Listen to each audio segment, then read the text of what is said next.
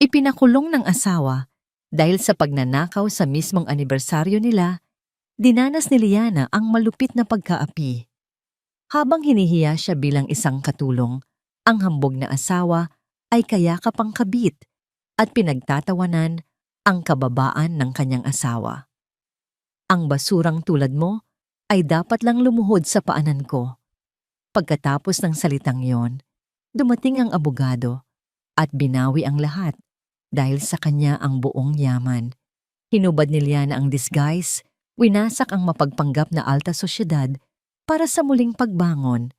Ano ang mangyayari sa taksil kapag nalaman niyang ang tinapaktapakan niya ay ang tunay na may-ari ng imperyong ito?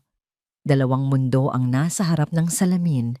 Sa kaliwa, nakasabit pa rin ang isang kumikinang na gown. Gawa ito sa pinakamahal ko na sutla. Pinalamutian ng libu-libong maliliit na kristal na tila mga bituin sa kalangitan. Iyon ang damit na dapat niyang isuot ngayong gabi. Iyon ang baluti ni Liana Roxas Alcaraz, ang asawa ng makapangyarihang si Mateo Alcaraz. Ngunit sa kanan, ang refleksyon niya ay ibang-iba. Nakasuot siya ng isang simpleng itim na bestida at puting apron, ang uniforme ng isang tagapagsilbi.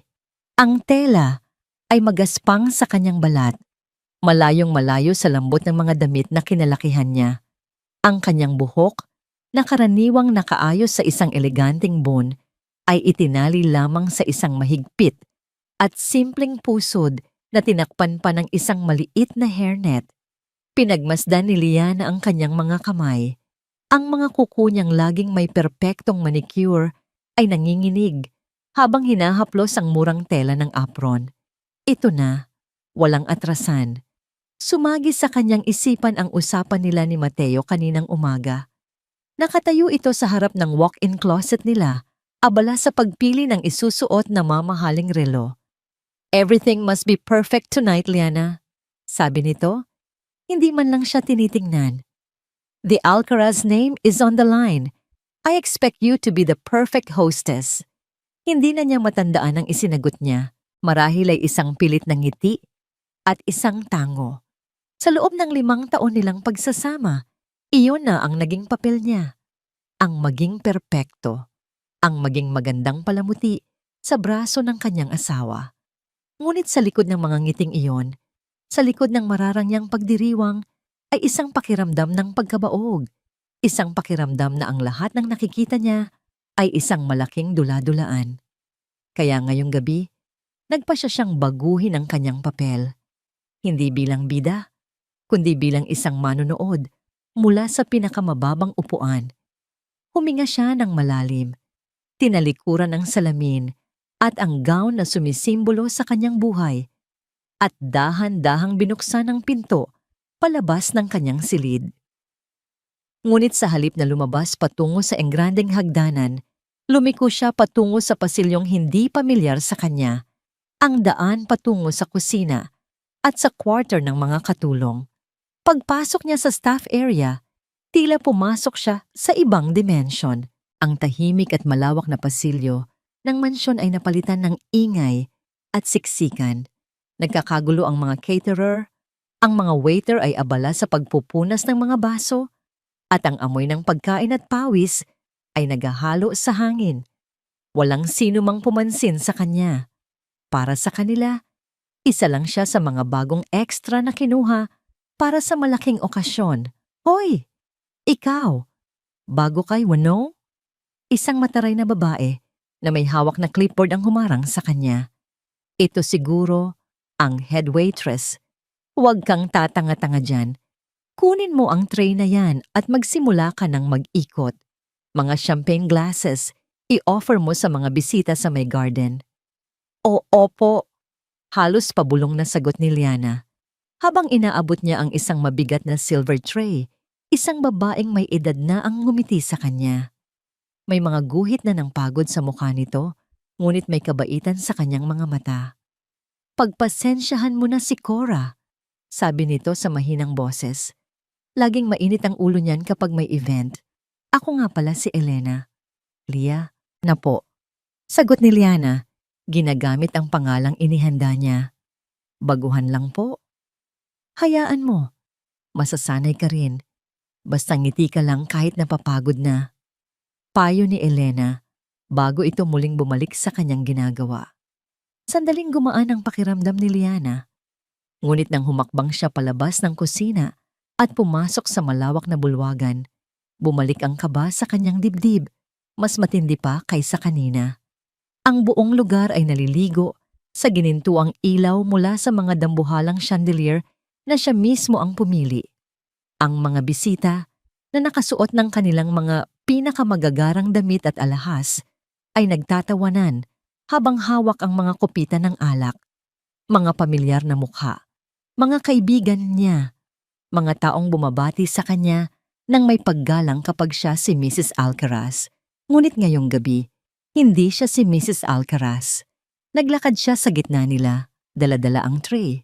Dama niya ang bawat tingin na dumadapos sa kanya. Mga tinging mapanuri, walang interes, at minsan ay may halong inis na para bang isa siyang sagabal.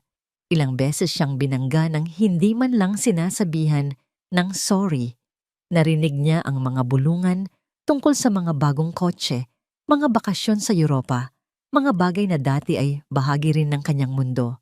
Ngayon, para siyang isang multo, nakikita pero hindi pinapansin, nakakarinig pero hindi kasali. Isang malamig na kamay ang biglang pumigil sa kanyang braso. Miss, isa ngang champagne. Lumingon si Liana at nakita ang isa sa mga tita ng kanyang asawa, isang babaeng laging yumayakap sa kanya nang mahigpit sa mga family gathering.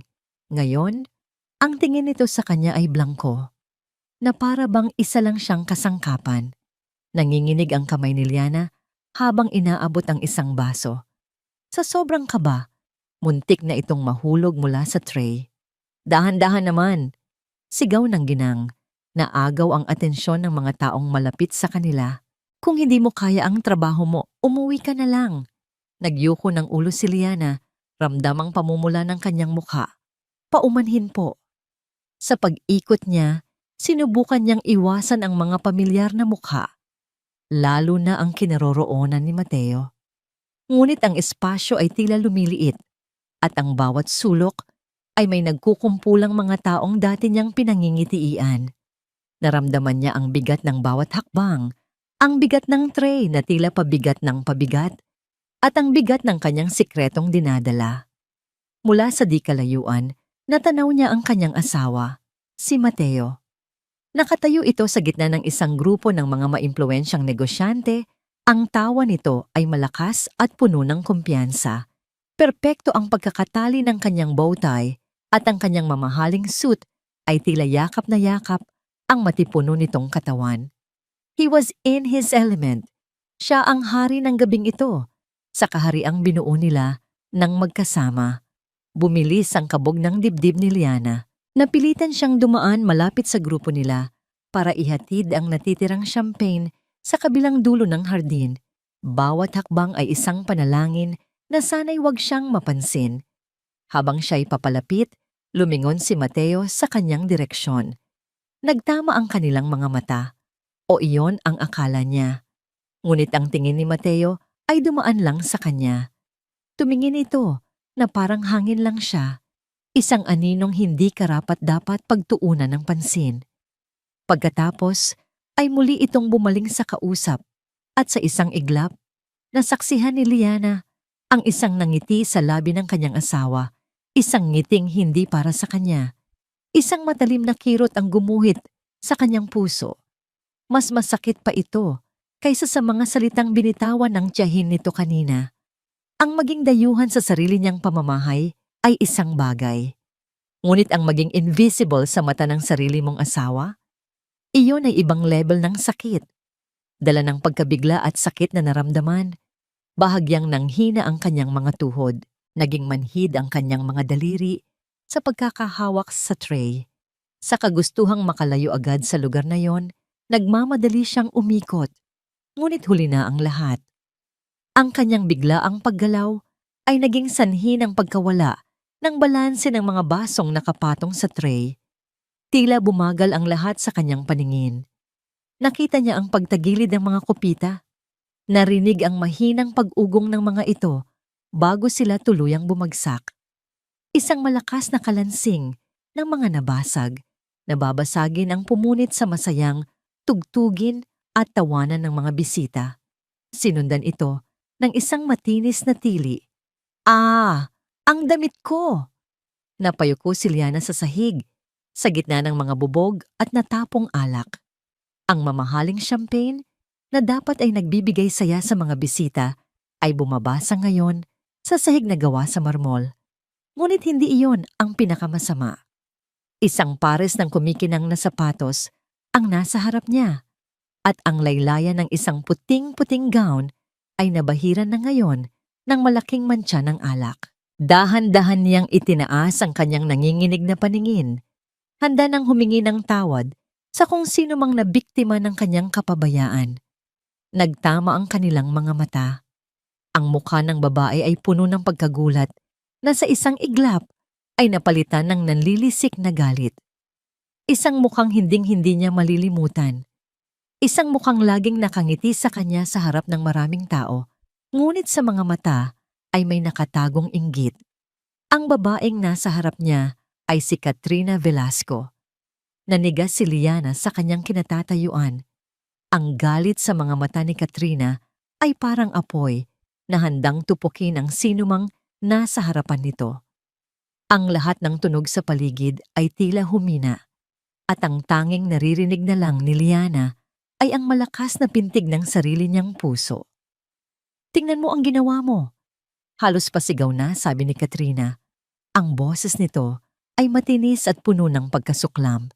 Iwinasiwas nito ang kamay paturo sa mantsa sa kanyang gown na para bang iyon ang pinakamalaking trahedya sa buong mundo. "Tangga, hindi ka ba marunong magtrabaho? May ideya ka ba kung gaano kamahal ang damit na to? Siguradong mas mahal pa to sa buong buhay mo." Ang bawat salita ay parang sampal. Ang mga bisitang nakapaligid sa kanila ay nagbubulungan na ngayon. Nakikita ni Liana ang mga mapanghusgang tingin, ang mga ngising mapanlibak. Sila ang mga taong linggo-linggo niyang nakakasama sa mga charity event, mga taong tumatawag sa kanyang darling at sweetheart. Ngayon, para sa kanila, isa lang siyang kasambahay na walang kwenta. "Paumanhin po, ma'am. Hindi ko po sinasadya." Halos hindi na marinig, nasabi ni Liana, habang pinipilit na itago ang panginginig ng kanyang boses. Yumuko siya para simulan ang pagpulot sa mga bubog, isang kilos ng pagsuko. "Anong magagawa ng sorry mo?" Patuloy ni Katrina, na tila lalong nag-enjoy sa atensyong nakukuha.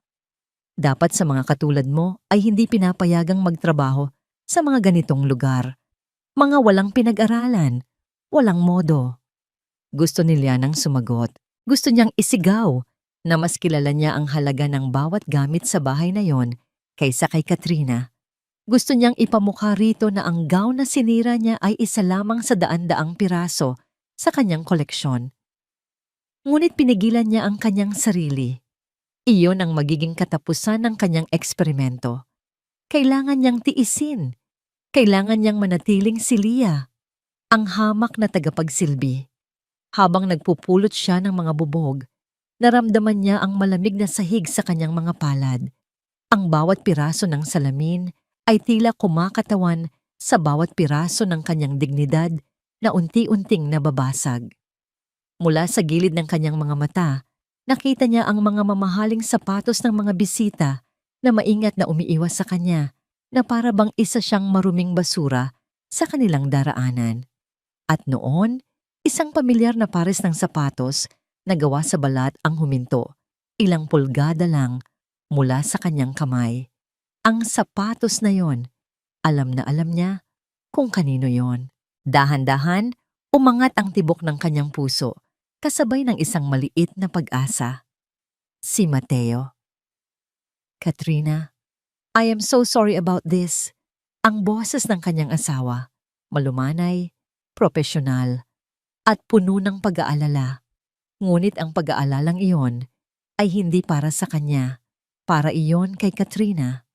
"Mateo, darling, Look at what your clumsy servant did. Malanding reklamo ni Katrina. Ang boses ay biglang naging malambing na puno ng pagpapaawa. Hindi nag-angat ng tingin si Liana, ngunit naramdaman niya ang mga mata ng kanyang asawa sa kanya. Inaasahan niya ang kahit anong senyales ng pagkilala. Isang pagkunot ng noo, isang pag-aalinlangan. Ngunit wala. Ang sumunod na narinig niya, ang lalong nagpaguhos sa kanyang mundo. Pasensya na talaga, sabi ni Mateo. Ang tono ay may bahid ng pagkainis na hindi nakiiringgan ni Katrina. Ngunit dinig na dinig ni Liana. I'll make sure the agency compensates you for the dress. As for you, naramdaman ni Liana na sa kanya na nakatuon ang atensyon ni Mateo. Nag-angat siya ng tingin, puno ng pagsamo. Umaasang sa mas malapitang pagtingin ay makikita nito ang katotohanan. Ngunit ang nakita niya sa mga mata ng kanyang asawa ay hindi pagkilala. Nakita niya ang disappointment, ang iritasyon, ang tingin ng isang amo sa isang empleyadong nagkamali at nagdulot ng kahihiyan. Walang salitang namutawi sa bibig ni Mateo para sa kanya. Isang matalim na tingin lang ang ibinigay nito bago muling bumaling kay Katrina. Halika, samahan na muna kita sa lounge para makapag-ayos ka. At ganoon na lang, iniwan siya ni Mateo. Iniwan siyang nakaluhod sa sahig, sa gitna ng mga bubog, habang inaalalayan nito ang babaeng walang ginawa, kundi ang alipustain siya. Ang sakit na naramdaman niya ay hindi na maipaliwanag, parang isang punyal na itinarakan sa kanyang puso. At ang nag-iisang taong inaasahan niyang bubunot dito ay siya pa palang lalong nagbaon nito. Dahil sa utos ng isang manager, dali-dali siyang tinulungan ng ibang staff na linisin ang kalat at pagkatapos ay pinabalik siya sa kusina. Pagpasok niya, ang ingay at abalang mundo ng mga tagapagsilbi ay tila lalong nagpatindi sa kanyang pag-iisa. Sumandal siya sa isang pader sa isang madilim na sulok, pilit na pinipigilan ang mga luhang nagbabadyang tumulo. Heto, inumin mo muna. Isang baso ng malamig na tubig ang inilahad sa kanyang harapan. Nang mag-angat siya ng tingin, nakita niya ang mabait na mukha ni Elena. Salamat po, sabi niya. Tinatanggap ang baso. Umupo si Elena sa isang bangko sa tabi niya. Nakita ko ang nangyari kanina.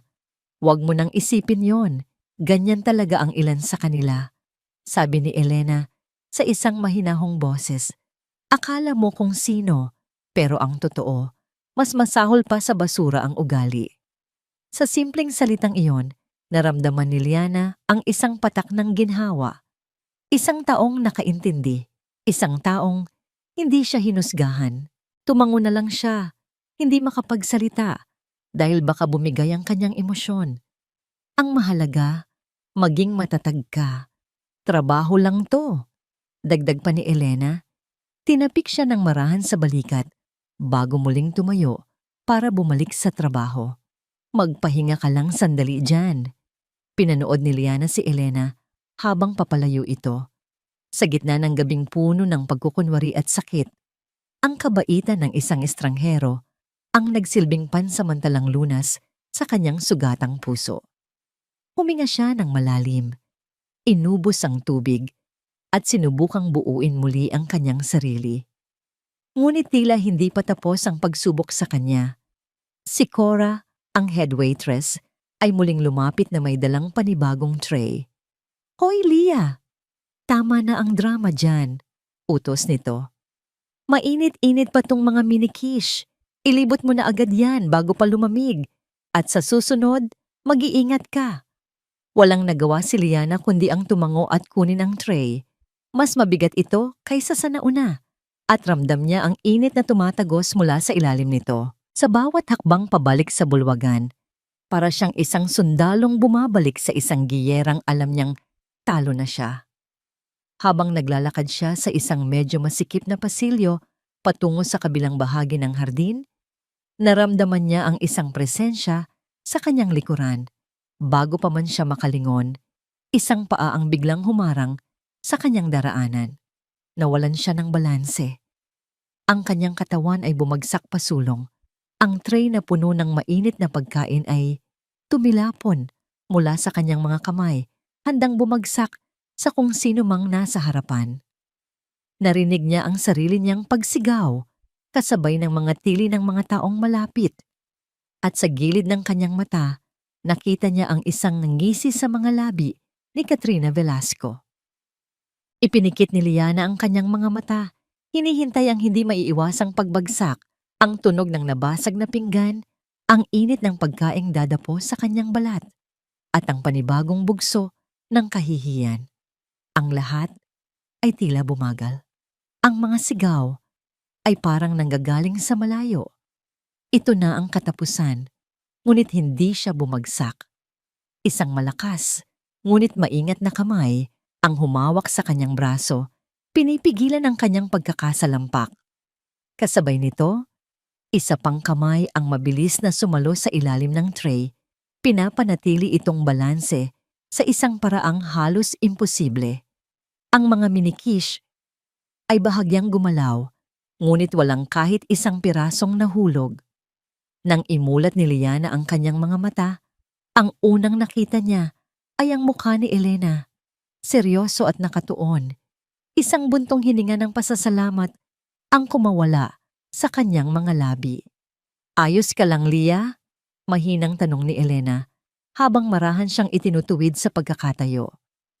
"Oo po," nanginginig na sagot ni Liana. Nang makabawi sila pareho, ibinalik ni Elena ang tray sa mga kamay ni Liana. Pagkatapos ay lumingon ito sa direksyon kung saan nanggaling ang paa na pumatid kay Liana. Nakatayo doon si Katrina, may pekeng pag-aalala sa mukha, ngunit hindi maitago ng kanyang mga mata ang kislap ng tagumpay. Hindi nagsalita si Elena kay Katrina. Sa halip, bumaling itong muli kay Liana at bumulong sa paraang sila lang dalawa ang makakarinig. "Mag-ingat ka sa kanya, iha. May masamang hangarin yan." Ang mga salitang yon ay nagbigay kumpirmasyon sa lahat ng hinala ni Liana. Hindi iyon aksidente. Sinadya iyon. Tumango si Liana kay Elena, isang tango ng pasasalamat at pag-unawa. Sa isang iglap, naramdaman niya na hindi na siya nag-iisa sa giyerang ito. Dahil sa nangyari, muling naagaw ang atensyon ng ilang bisita. Isang manager ang mabilis na lumapit. Ngunit bago pa man ito makapagsalita, inunahan na siya ni Elena.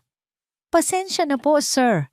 Medyo madulas lang po yata ang sahig dito. Ako na pong bahala kay Lia." Kinuha ni Elena ang tray mula kay Liana at inabutan ito sa isa pang waiter. Pagkatapos ay marahan nitong inakay si Liana palayo sa kerida, patungo sa isang maliit na pantry na nakatago sa likod ng isang hilera ng mga halaman. "Dito ka muna sandali," sabi ni Elena. Isinara ang pinto para bigyan sila ng kaunting pribadong espasyo. Huminga ka ng malalim. Sumunod si Liana. Ang amoy ng kape at bagong punas na mga plato ay pumuno sa maliit na silid. Isang malaking kaibahan sa amoy ng mamahaling pabango sa labas. Dito, sa wakas, naramdaman niyang ligtas siya. "Paano niyo po? Paano niyo nalaman?" tanong ni Liana. Ang boses ay halos pabulong. Isang malungkot na ngiti ang sumilay sa labi ni Elena. "Matagal na ako sa trabahong to. Nakakabasa na ako ng mga tao, lalo na yung mga klase ni Ma'am Katrina. Nakita ko ang paraan ng pagtingin niya sa'yo kanina pa. Puno ng galit. Nang makita kong papalapit ka sa direksyon niya, sinundan na kita. Mabuti na lang at nakaabot ako." Hindi alam ni Liana kung ano ang sasabihin. Ang kabaitang ipinapakita sa kanya ni Elena ay sobra-sobra. Isang bagay na hindi niya naramdaman mula sa sarili niyang mga kaibigan sa buong gabi. Maraming salamat po. Utang ko po sa inyo ang buhay ko." "Naku, huwag mong sabihin yan," natatawang sabi ni Elena. "Basta sa susunod, maging masalisto ka. Ang mga ahas, hindi laging nasa damuhan. Minsan, nakasuot sila ng mga magagarang bestida." Ang mga salitang yon ay nagbigay ng kakaibang lakas kay Liana. Tumango siya. Hindi na si Lia natakot. kundi si Liana na may determinasyon. Opo, makakaasa po kayo. Nang lumabas sila muli mula sa pantry, mas gumaan na ang pakiramdam ni Liana. Ngunit ang kapayapaang iyon ay hindi nagtagal. Habang kumukuha siya ng mga basyong baso sa isang mesa, naramdaman niya ang isang matalim na titig na nakatutok sa kanya. Lumingon siya at nakita si Katrina. Nakatayo sa kabilang dulo ng silid, may hawak na kupitan ng alak. Hindi na ito galit. Ang mga mata nito ngayon ay mapanuri. Naniningkit na para bang sinusubukan nitong lutasin ang isang palaisipan. Tinititigan siya ni Katrina mula ulo hanggang paa, hindi tulad ng pagtingin sa isang hamak na katulong, kundi tulad ng pagtingin sa isang pamilyar na kalaban na hindi niya matukoy kung saan nakita. Kinabahan si Liana. Masyado na ba siyang nagpahalata? Ibinaba niya agad ang kanyang tingin at nagkunwaring abala sa kanyang ginagawa. Ngunit ramdam pa rin niya ang mga matang nakabantay sa bawat kilos niya. Para makaiwas, dinala niya ang tray ng mga maruruming baso patungo sa kusina. Sa kanyang paglalakad, hindi niya sinasadyang mapatingin sa direksyon ni Mateo. Naroon pa rin ito, kausap pa rin ang mga kasosyo sa negosyo. Ngunit ngayon, kasama na nila si Katrina. Nakita ni Liana kung paano tumawa si Katrina sa isang bagay na sinabi ni Mateo. Isang tawang malandi at kaakit-akit. At pagkatapos, sa isang kilos na nagpadurog muli sa puso ni Liana, marahan itong inilagay ang kanyang kamay sa braso ni Mateo. At si Mateo? Hindi ito umalis. Ngumiti lang ito ng isang formal na ngiti, isang nangiting ginagamit nito sa negosyo. Ngunit para kay Liana, ang kilos na yon ay isang pagtataksil. Ang asawa niya, hinahayaang hawakan ng babaeng muntik nang manakit sa kanya. Isang malamig na pakiramdam ang gumapang sa buong katawan ni Liana. Pag-asa at pagdududa. Nakahanap siya ng isang kakampi kay Elena, ngunit ang taong pinakamahalaga sa kanya ay tila na sa panig ng kanyang kaaway. Pinilit niyang alisin ang tanawing iyon sa kanyang isipan at nagpatuloy sa paglalakad patungo sa kusina. Kailangan niyang maging abala. Kailangan niyang ilayo ang sarili. Ngunit tila ang tadhana ay may ibang plano para sa kanya. Lia. Ang matinis na boses ni Cora, ang head waitress, ang pumutol sa kanyang pag-iisip. Lumapit ito sa kanya. May dalang seryosong ekspresyon. Ano po yon, Ma'am Cora? May special request? Sabi ni Cora habang tinitingnan ang kanyang listahan.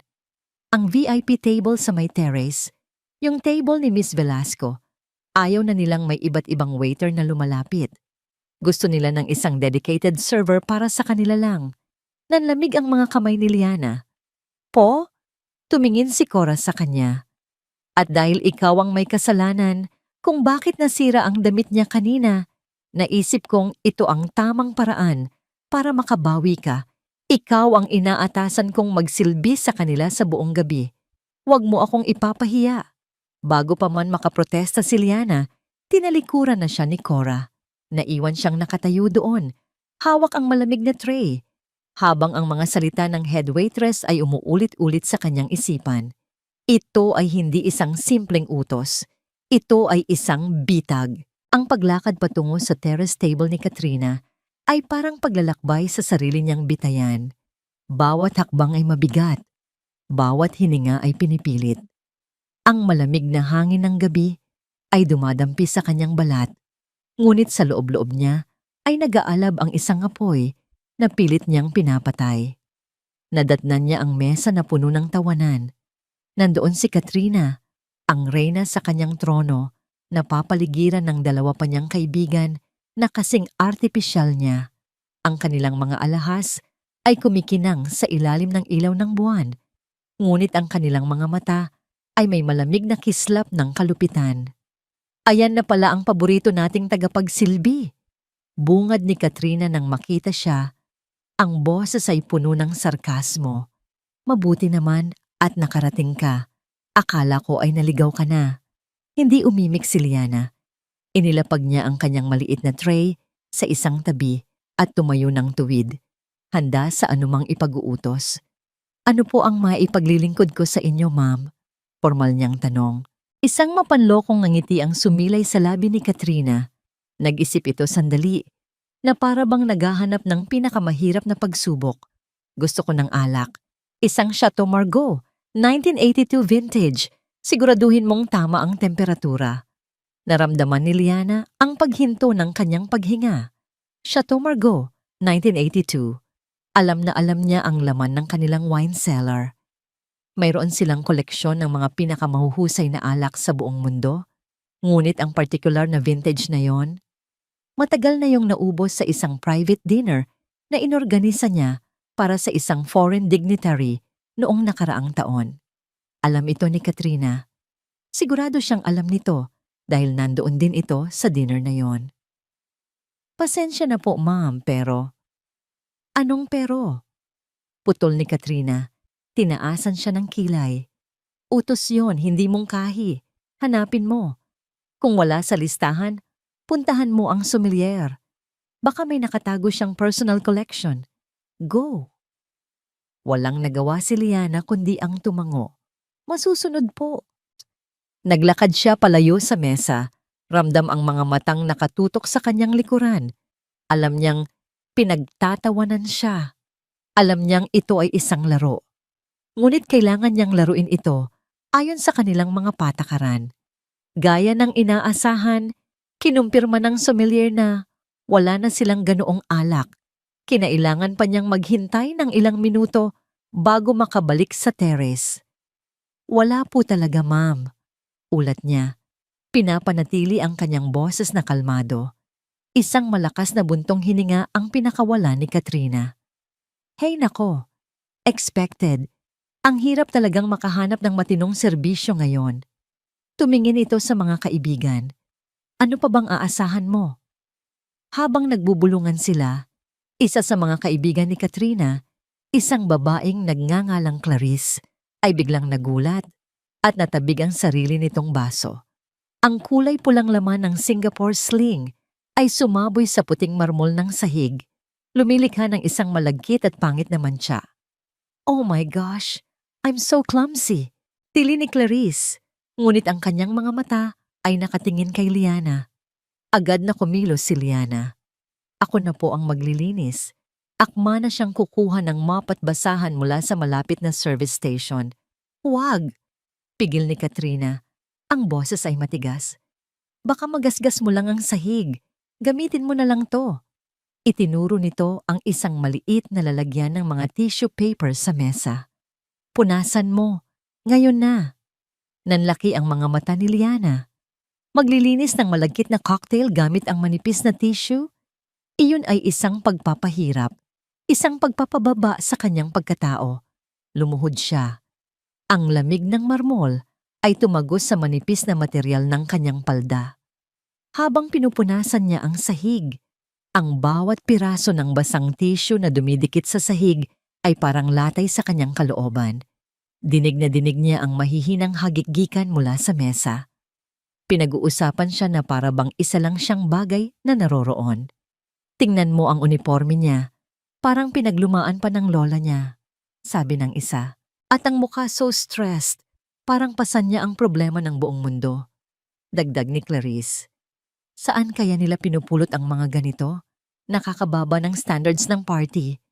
Pagtatapos ni Katrina, bawat salita ay tumatagos. Pinikit ni Liana ang kanyang mga mata. Kinagat ang kanyang labi. Huwag kang iiyak, Liana. Huwag mong ibibigay sa kanila ang satisfaksyong yon. Tinapos niya ang paglilinis.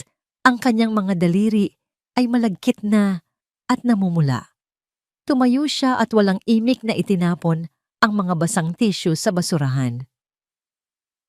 May ipag-utos pa po ba kayo? Tanong niya. Ang boses ay bahagyang garalgal. Pinagmasdan siya ni Katrina. Tila nadismaya na hindi pa rin siya umiiyak. Bigyan mo kami ng ilang minuto. Ginamit ni Liana ang pagkakataong yon para tumakas. Nagpaalam siya na pupunta sa comfort room.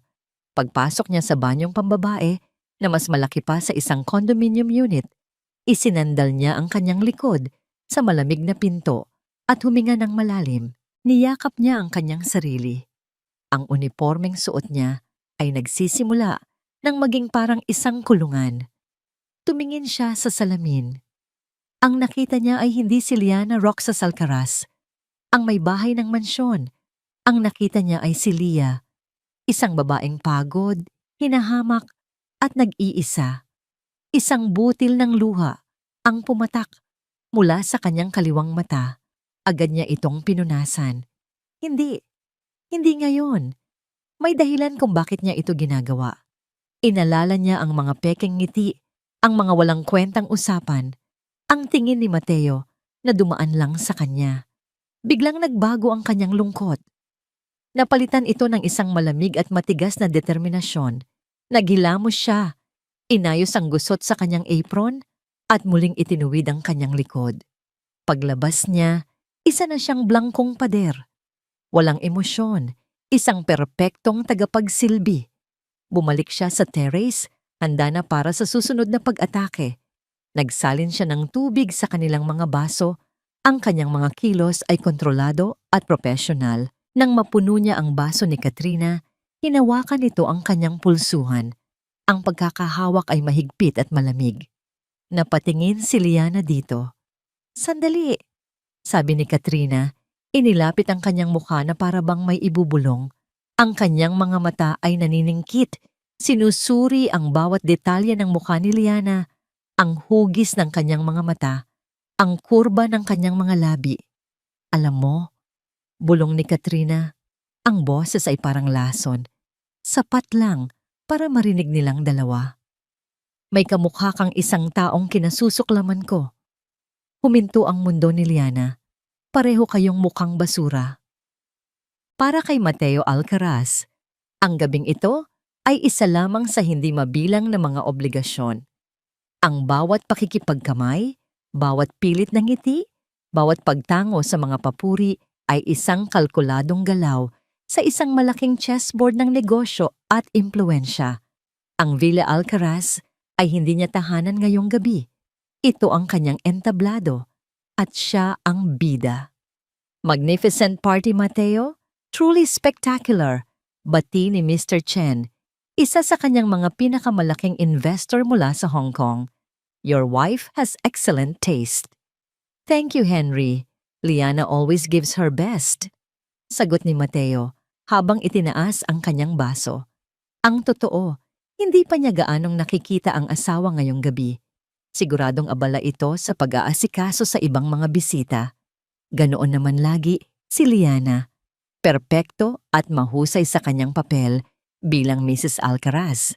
Minsan, sa sobrang kahusayan nito, ay nakakalimutan na niyang may sarili itong mundo sa likod ng mga ngiting iyon. Habang nagpapatuloy ang usapan tungkol sa stock market, napadako ang tingin ni Mateo sa isang maliit na komosyon malapit sa hardin. Nakita niya ang isang grupo ng mga bisita na nakatingin sa isang bagay sa sahig. Isang waiter. Isang babaeng waiter na nakaluhod at naglilinis ng natapong alak. At sa tabi nito, nakatayo si Katrina Velasco. Ang mukha ay puno ng iritasyon. Kumunot ang noo ni Mateo. Anong klaseng serbisyo to? Ang unang pumasok sa kanyang isipan ay ang pagkainis. Nagbayad siya ng malaki para sa pinakamahusay na catering agency sa Maynila. Hindi niya kailangan ng ganitong uri ng kapalpakan sa harap ng kanyang mga mahahalagang bisita. Nang makita niyang lumapit siya para kausapin si Katrina, hindi niya pinansin ang waiter na papalayo na.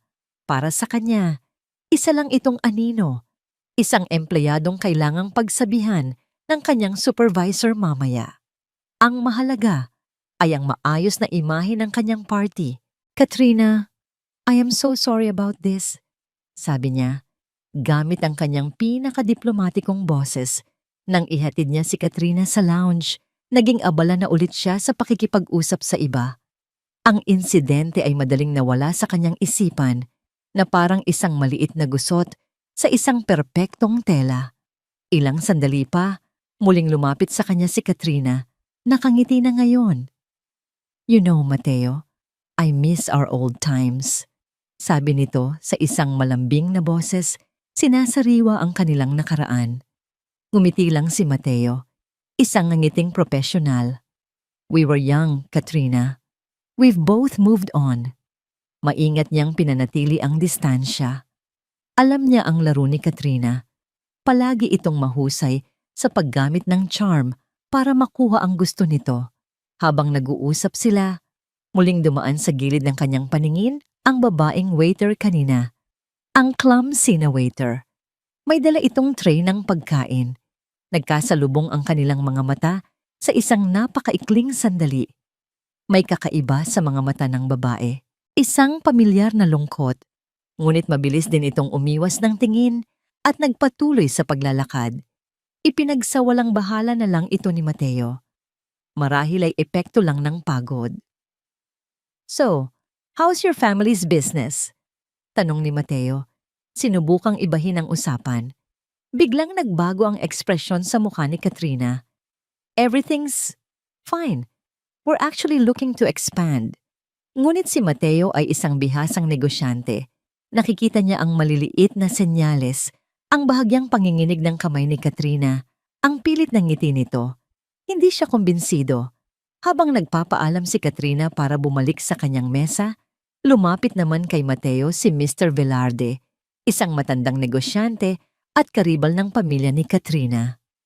Mag-ingat ka sa babaeng yan, hiho, bulong ni Mr. Velarde habang palihim na itinuturo si Katrina. Narinig ko sa mga koneksyon ko sa bangko. Lubog na sa utang ang Velasco Shipping. Isang maling galaw na lang, pabagsak na sila. Ang balitang yon ay nagbigay linaw sa lahat. Kaya pala ganoon na lang kung makadikit si Katrina sa kanya. Hindi ito simpleng pangungumusta. Ito ay isang desperadong hakbang para makahanap ng tulong. Naramdaman ni Mateo ang isang bahagyang awa, ngunit mas nangingibabaw ang pag-iingat. Ang negosyo ay negosyo. Hindi siya pwedeng magpadala sa emosyon. Muli niyang inikot ang kanyang paningin sa buong lugar. Hinahanap si Liana. Nasaan na kaya ang asawa niya? Kanina pa niya ito hindi nakikita. Karaniwan, sa mga ganitong pagkakataon, palagi itong nasa tabi niya, sumusuporta. Ngunit ngayon, tila naglaho ito. Nagsimula siyang makaramdam ng bahagyang inis. Ginagawa niya ang lahat para sa kanilang pangalan, para sa kanilang pamilya. Ang tanging hinihiling niya ay ang presensya nito, ngunit tila mas pinipili pa nitong mag-asikaso ng mga bulaklak o kung ano pa mang walang kwentang bagay. Ang kanyang paghahanap ay naputol nang marinig niya ang isang malakas na sigaw mula sa pasilyo. Sinundan niya ang pinanggalingan ng ingay at nakita ang isang pamilyar na eksena. Ang clumsy na waiter, muntik nang matumba, at si Katrina na nakatayo malapit dito. Pero sa pagkakataong ito, may isa pang waiter na sumalo. Isang matandang babae. Napailing na lang si Mateo. Talaga namang napakapalpak ng babaeng yan. Nakakahiya sa mga bisita. Kailangan na talaga niyang kausapin ang hepe ng catering. Habang iniisip niya ito, muli niyang tinitigan ang babaeng waiter na ngayon ay inaakay ng kasama nito. Mayroon talagang kakaiba sa kanya. Ang paraan ng kanyang pagtayo, ang hugis ng kanyang mukha sa ilalim ng hindi magandang ilaw. Isang ideya ang biglang pumasok sa kanyang isipan. Isang ideyang napaka-imposible at katawa-tawa kaya't agad niya itong iwinaksi. Hindi. Imposible. Ngunit habang pinagmamasdan niya ang babae na papalayo, ang ideyang yon ay patuloy na bumabalik. Parang isang makulit na insektong ayaw umalis. Ang mga matang iyon, sigurado siyang nakita na niya ang mga matang iyon. Hindi lang sa kung saan, nakikita niya ang mga iyon araw-araw. Sa kanilang hapagkainan, sa kanilang silid-tulugan, sa mga mata ng kanyang asawa. Ang pagod at bigat sa dibdib ni Liana ay tila isang malaking bato na kanyang pinapasan. Pagkatapos ng sunod-sunod na pagpapahirap mula kay Katrina, ang tanging gusto na lang niya ay isang sandali ng kapayapaan. Isang sulok kung saan hindi niya kailangang magpanggap, kung saan hindi niya kailangang salubungin ang mga mapanghusgang tingin. Nakakita siya ng pagkakataon nang mapadaan sa isang bahagi ng hardin na malayo sa karamihan. May isang malaking potted plant doon, isang fiddle leaf fig na siya mismo ang nag-alaga. Nagtago siya sa likod nito, ang malalapad na dahon ay nagsilbing pansamantalang panangga mula sa masakit na realidad ng gabi. Isinandal niya ang kanyang noo sa malamig na pader. At sa unang pagkakataon, mula nang magsimula ang party, pinayagan niya ang kanyang sarili na huminga ng maluwag. Sa katahimikang yon, narinig niya ang mga yabag na papalapit. Hindi ito mga yabag ng mamahaling sapatos na pang-party, kundi mga yabag ng pagod na paa na nakasuot ng simpleng sapatos. Agad siyang kinabahan. Akma na siyang aalis nang makilala niya kung sino ito. Si Elena.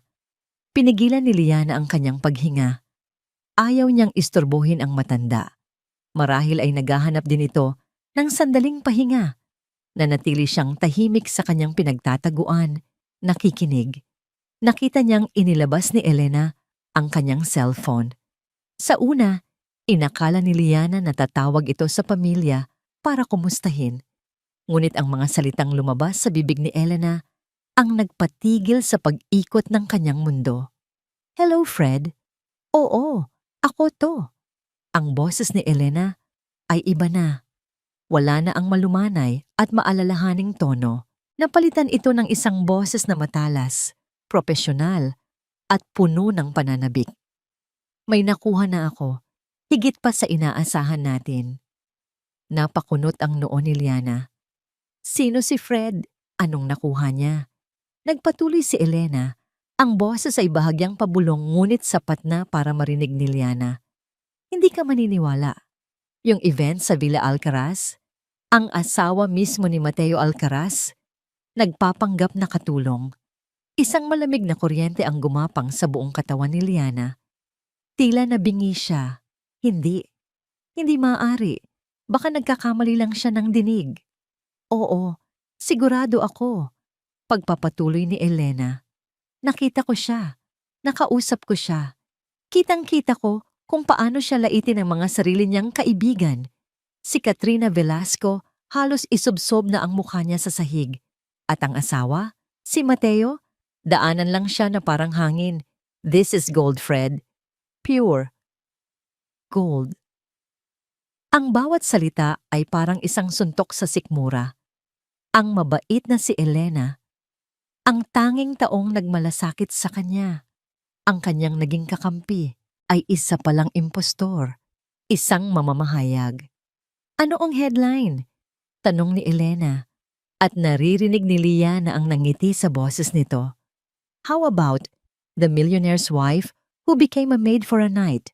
O kaya, "The Dirty Secrets of High Society, An Undercover Report from a Billionaire's Mansion." Ang ganda, di ba? Eto na ang istoryang magpapasikat sa atin. Maghanda ka na. I-hold mo ang front page. Hindi na makahinga si Liana. Ang hangin ay tila naubos sa kanyang mga baga. Ang pakiramdam ng pagkakanulo ay mas masahol pa sa lahat ng masasakit na salitang natanggap niya mula kay Katrina.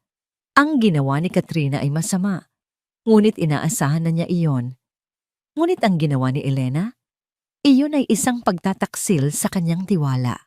Ginamit siya, ginamit ang kanyang kahinaan para sa isang scoop, ang lahat ng kabaitan, ang baso ng tubig, ang mga payo, ang pagsalo sa kanya kanina.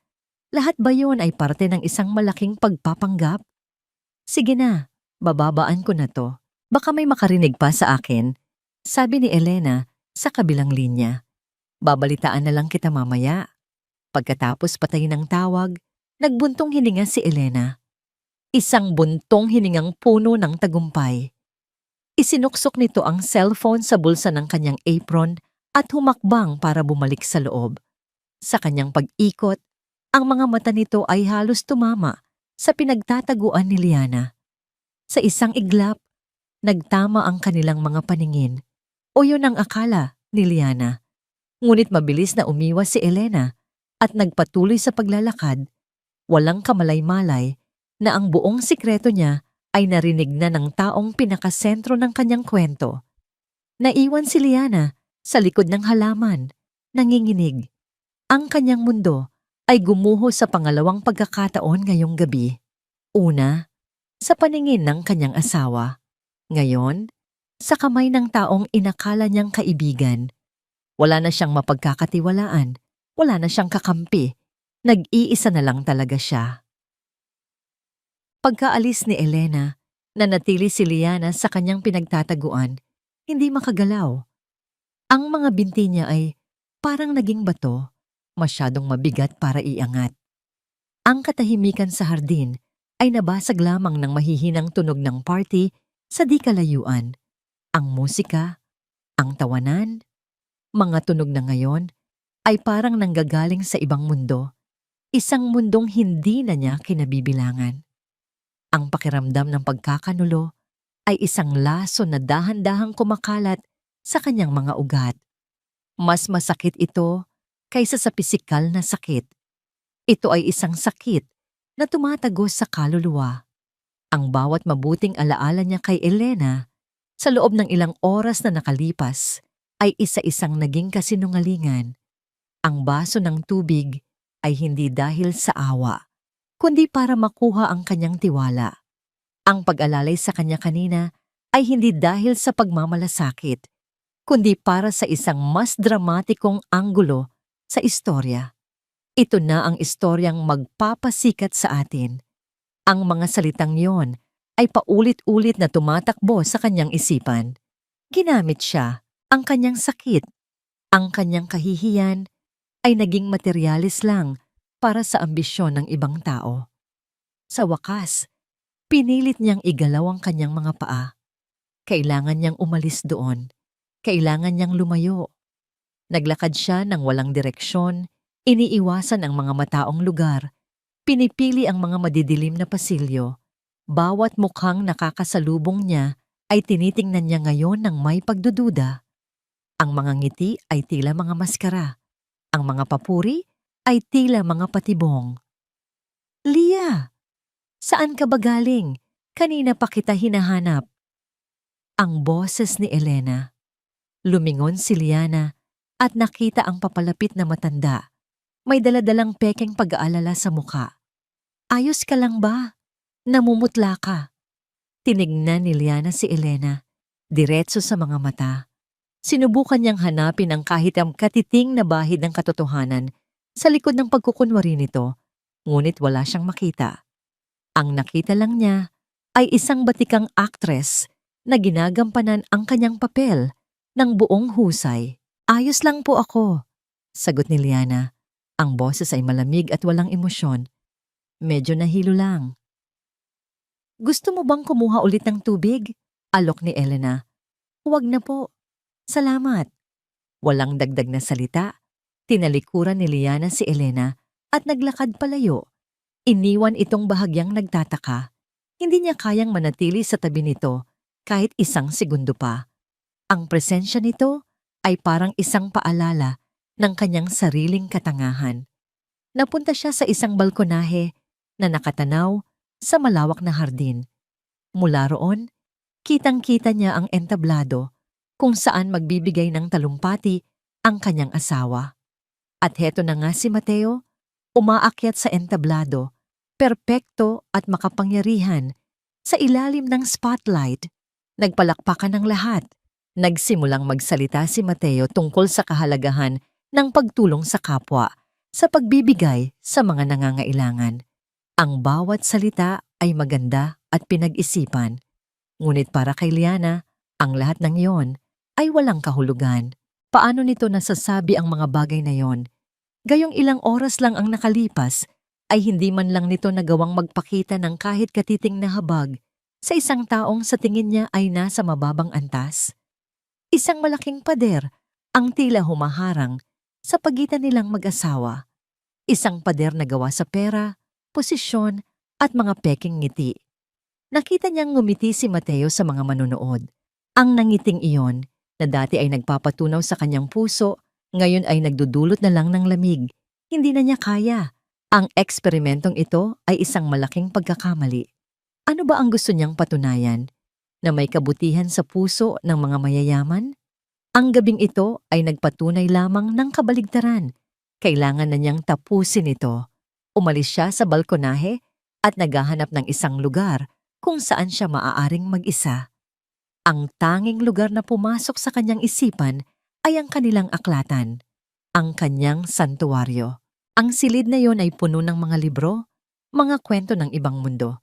Isang lugar kung saan madalas siyang nagtatago kapag ang realidad ay nagiging masyadong mabigat.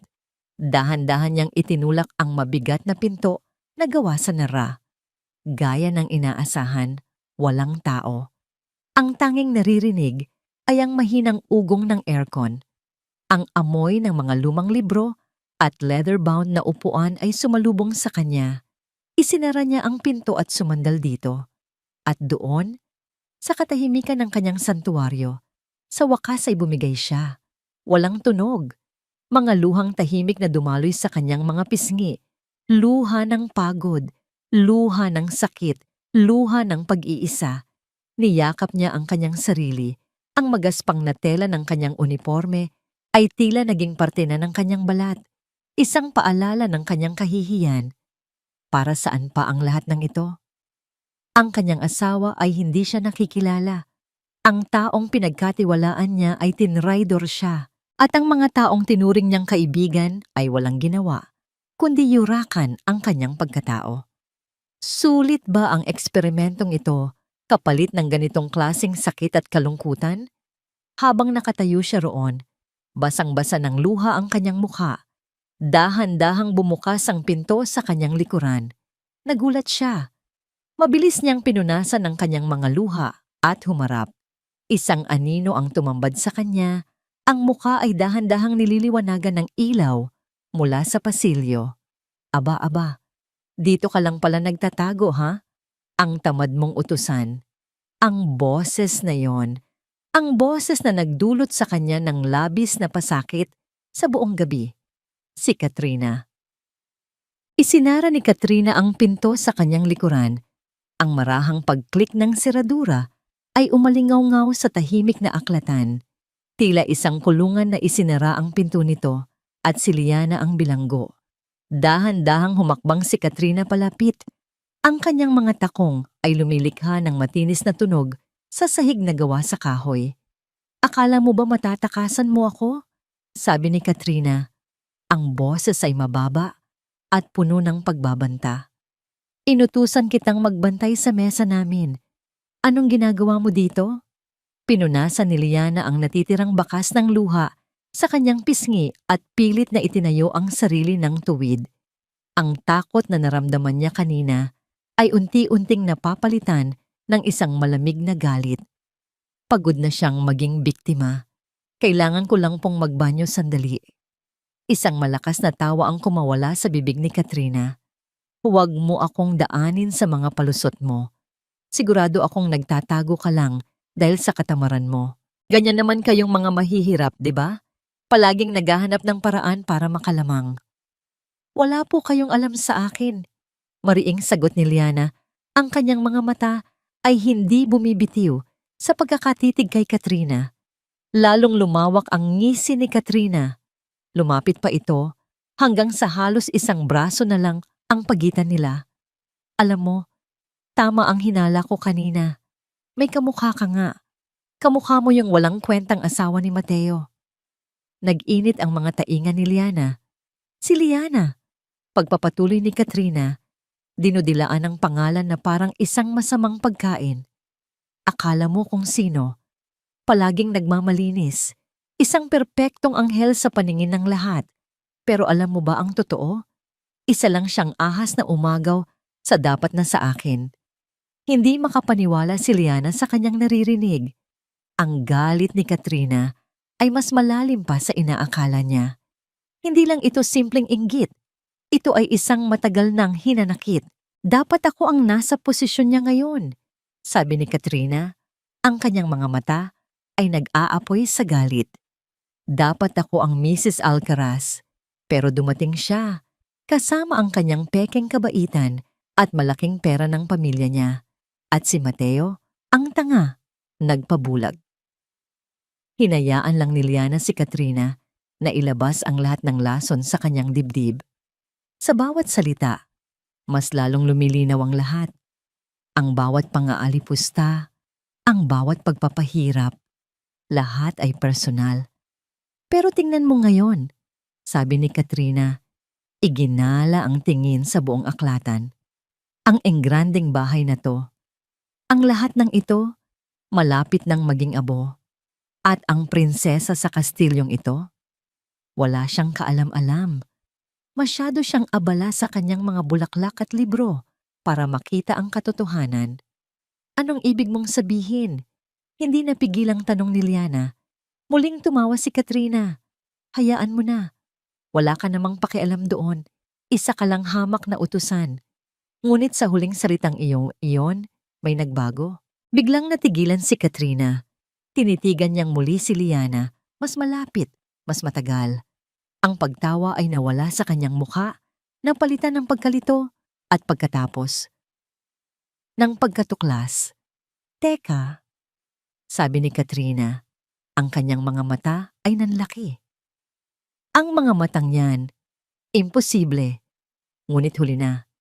Sa puntong yon, wala nang pakialam si Liana kung mabunyag man ang kanyang pagkatao. Ang kanyang eksperimento ay tapos na. Ang mahalaga na lang ay ang harapin ang babaeng ito. Sa gitna ng tensyon, sa sobrang galit at pagkabigla ni Katrina, umabante ito at itinulak si Liana ng malakas. Sino ka ba talaga? Napaatras si Liana at nawalan ng balanse. Bumagsak ang kanyang likod sa isang malaking estante ng mga libro. Ang impact ay nagdulot ng malakas na pagyanig. Ang mga antigong libro na maingat na inayos sa loob ng maraming taon ay isa-isang nahulog sa sahig. Kasabay ng pagbagsak ng mga libro, natabig din ng pagyanig ang isang maliit na mesang katabi ng estante. Sa ibabaw nito ay nakapatong ang isang paboritong gamit ni Liana, isang Ming Dynasty vase, isang pamana mula sa kanyang lola. Tila bumagal ang oras habang pinapanood ni Liana ang pagtilapon ng florera. Bumagsak ito sa sahig na may nakabibinging tunog ng pagkasira. Ang dating magandang bagay ay naging isang tumpok na lang ng mga puting pira-piraso. Natigilan ang dalawang babae. Ang tanging maririnig na lang ay ang kanilang mabibigat na paghinga. Ngunit ang katahimikan ay binasag ni Katrina. Sa halip na matakot, isang masamang ideya ang nabuo sa kanyang isipan. Isang ngisi ang muling lumitaw sa kanyang labi. Isang nanggising mas masahol pa kaysa sa mga nauna. Ayan, sabi ni Katrina, tingnan mo ang ginawa mo. Bago pa man makapag-react si Liana, mabilis na hinubad ni Katrina ang isa sa kanyang mamahaling hikaw at palihim itong inihulog malapit sa mga basag na piraso ng florera. Pagkatapos ay kumuha siya ng isang malaking libro at sinadyang ihampas ito sa isang antigong lampara na nagdulot ng isa pang malakas na ingay. At pagkatapos, huminga siya ng malalim at tulong, tulong, magnanakaw. Isang malakas at puno ng takot na sigaw ang umalingaw-ngaw mula sa aklatan. Sapat na para marinig sa buong kabahayan. Nagkunwari si Katrina na umiiyak. Hinawakan ang kanyang tenga na para bang sa pilitang kinuha ang kanyang hikaw. Tinangka niyang nakawin ang alahas ko. At nang palagan ko siya, sinira niya ang lahat ng gamit dito. Tulungan ninyo ako. Napatanga si Liana. Hindi siya makapaniwala sa kanyang nakikita. Ito ay isang perpektong palabas, isang perpektong bitag. Ang pinto ng aklatan ay bumukas ng malakas. Ang unang pumasok ay 2 security guard na sinundan ng ilang mga bisita at staff. At sa likuran nila, may bakas ng pag-aalala at galit sa mukha ay ang kanyang asawa, si Mateo. Nakita ng lahat ang eksena, ang nagkalat na mga libro, ang basag na florera, si Liana na nakatayo sa gitna ng gulo at si Katrina na umiiyak sa isang sulok, mukhang isang kaawa-awang biktima. Anong nangyayari dito? Tanong ni Mateo. Ang boses ay mababa at nagbabanta. Itinuro ni Katrina si Liana. Ang kanyang daliri ay nanginginig. Siya, Mateo. Yung waiter na yan. Sinubukan niyang kunin ang hikaw ko. Nang hindi niya makuha, nagwala siya at sinira ang lahat. Lahat ng mata ay napunta kay Liana. Ang mga tingin ay puno ng akusasyon, pagkasuklam at paghuhusga. Tumingin si Liana sa kanyang asawa, sa nag-iisang taong dapat sana ay makakakilala sa kanya, sa nag-iisang taong dapat sana ay maniniwala sa kanya. Ngunit ang nakita niya sa mga mata ni Mateo ay hindi pagtitiwala. Ang nakita niya ay purong galit at matinding pagkadismaya. Ang buong silid ay napuno ng isang mabigat na katahimikan na binasag lamang ng mga hikbi ni Katrina. Para kay Liana, ang katahimikang yon ay mas nakabibingi kaysa sa pinakamalakas na sigaw. Bawat segundo na lumilipas ay parang isang dagok. Bawat tingin mula sa mga taong nakapaligid ay parang isang paghat. Ngunit wala siyang pakialam sa kanila. Ang tanging mahalaga sa kanya ay ang mga mata ng kanyang asawa. Tumingin siya kay Mateo. Ang kanyang puso ay sumisigaw ng katotohanan. Mateo, ako to. Tignan mo ako. Pakiusap. Tignan mo ako ng mabuti. Ngunit ang mga mata ni Mateo ay hindi nakatingin sa kanya. Nakatuon ito sa gulo, sa mga nagkalat na libro, sa basag na florera na alam niyang paborito ni Liana. At pagkatapos, sa umiiyak na si Katrina. Ang mukha ni Mateo ay isang maskara ng kontroladong galit. Ang kanyang panga ay mariing nakatikom. Bilang isang alkaraz, ang pinakamahalaga sa kanya ay ang reputasyon at kaayusan. At ang eksenang ito, sa harap ng kanyang mga kasosyo at kaibigan, ay isang malaking kahihiyan. Mateo, please. Humihikbing sabi ni Katrina. Ginagampanan ang papel ng biktima ng buong husay. Natakot ako. Bigla na lang siyang nagwala. Lumapit si Mateo kay Katrina at marahang inilagay ang kamay sa balikat nito. Isang kilos ng pag-alo. It's okay, Katrina. You're safe now. Ang simpleng kilos na yon, ang simpleng pagpapakita ng suporta sa maling tao, iyon ang bumasag sa puso ni Liana ng tuluyan. Mas masakit pa ito kaysa sa mga salitang binitawan ni Katrina. Mas masakit pa kaysa sa pagkakanulo ni Elena. Dahil ito ay mula kay Mateo, ang kanyang asawa, ang kanyang kakampi. Hindi totoo yan, mahinang sabi ni Liana. Ang boses ay nanginginig, ngunit may pilit na lakas. Hindi ko ginawa yan. Ngayon lang siya tiningnan ni Mateo. At sa mga mata nito, wala siyang nakitang pag-aalinlangan o pagtatanong. Ang nakita niya ay isang malamig at matigas na pader ng pagkadismaya. Isang tingin na ibinibigay sa isang estranghero, sa isang empleyadong nagdulot ng gulo. Tumahimik ka, sabi ni Mateo. Ang boses ay mababa, ngunit puno ng awtoridad. Hindi ito nakikiusap. Ito ay isang utos. Ang mga salitang iyon ay tumama kay Liana na parang isang sampal, ni hindi man lang siya binigyan ng pagkakataong magpaliwanag. Hinusgahan na siya agad. Nagsimulang magbulungan ang mga bisita. Grabe, nakakatakot naman ang mga ganyang tao. Kaya hindi dapat basta-basta nagpapapasok ng kung sino-sino eh. Dapat dyan ikulong, isang leksyon para hindi na maulit. Ang bawat bulong ay isang karayom na tumutusok sa kanyang pagkatao. Pinilit niyang hanapin ang mukha ni Elena sa karamihan. Nakita niya ito sa may pintuan, nakatayo. Ang mukha ay isang halo ng pagkagulat at kasalanan. Ngunit wala itong ginawa. Hindi ito nagsalita para ipagtanggol siya. Isa na naman itong patunay na sa gabing ito, nag-iisa lang talaga siya. Isang security guard ang lumapit kay Mateo. Sir, ano pong gusto niyong gawin namin sa kanya? Tatawag na po ba kami ng pulis? Ang tanong na yon ay nagpabigat sa hangin. Pulis, ang salitang iyon ay umaling-awngaw sa isipan ni Liana. Posible bang mangyari ito? Ang maaresto sa sarili niyang bahay, sa harap ng kanyang asawa, dahil sa isang kasalanang hindi niya ginawa? Tumingin si Liana kay Mateo. Ang huling hibla ng kanyang pag-asa ay nakakapit sa desisyon nito. Pakiusap, Mateo. Huwag. Nagtagal ng ilang segundo bago sumagot si Mateo. Tumingin muna ito sa mga bisita. Sa kahihiyang idinulot ng sitwasyon, tumingin ito sa pinsala sa kanyang aklatan. At sa huli, tumingin ito sa kanya. Isang malamig, walang emosyon, at malayong tingin. Itinaas ni Mateo ang kanyang kamay at itinuro si Liana. Huminga siya ng malalim, tila nagtitimpi ng sariling galit para sa kapakanan ng kanyang mga bisita. At sa isang boses na kasing lamig ng yelo, ibinigay niya ang kanyang hatol. Paalisin niyo siya rito. 3 salita. Ngunit para kay Liana, ang 3 salitang yon ang katapusan ng lahat. Katapusan ng kanyang pag-asa. Katapusan ng kanyang tiwala. At marahil, ang katapusan ng kanilang pagsasama. Ang utos ay malinaw.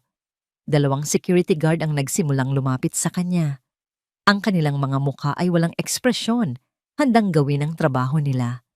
Inilahad nila ang kanilang mga kamay para hawakan ang kanyang mga braso. Ito na yon, ang huling pagyurak sa kanyang dignidad. Ang itaboy mula sa sariling pamamahay na parang isang kriminal.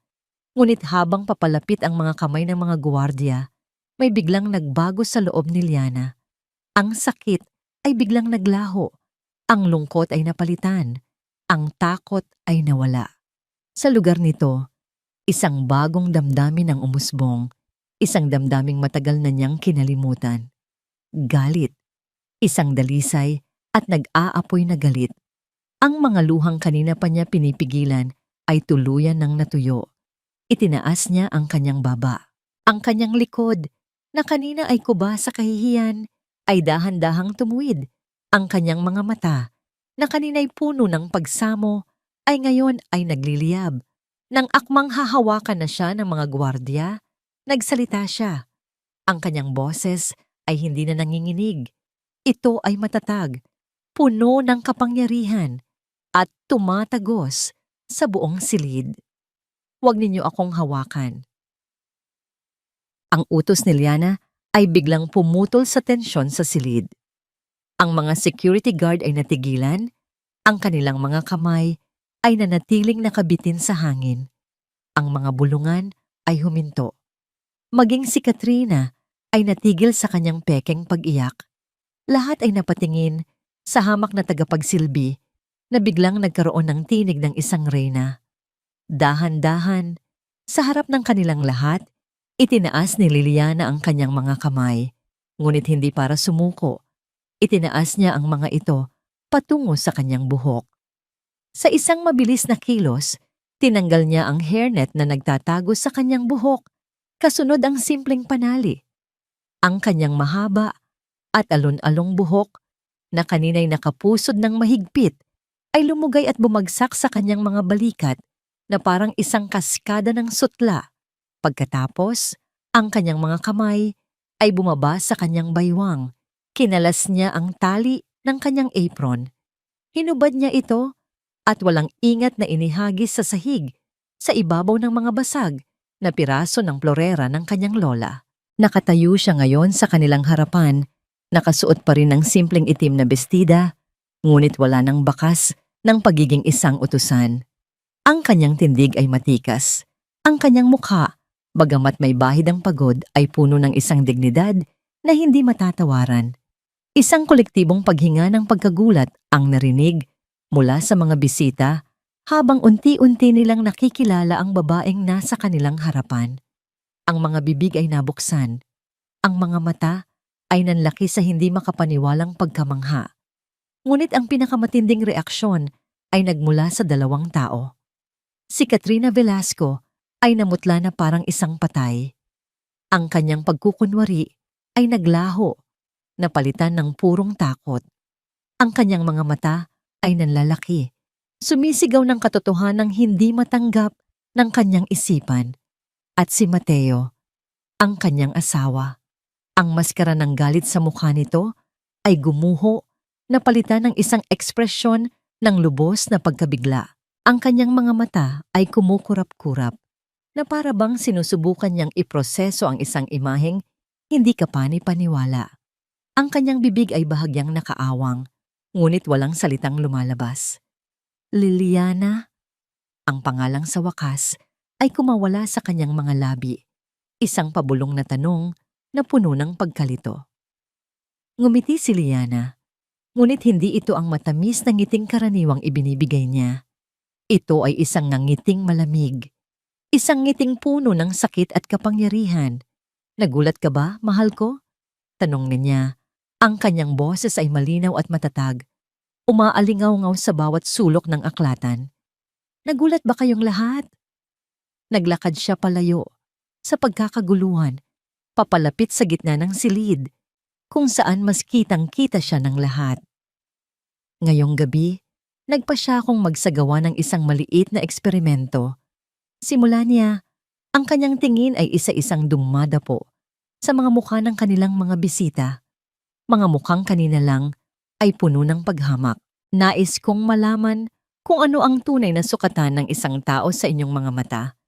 Kung ito ba ay ang pangalan, ang damit, o ang laman ng kanilang pitaka.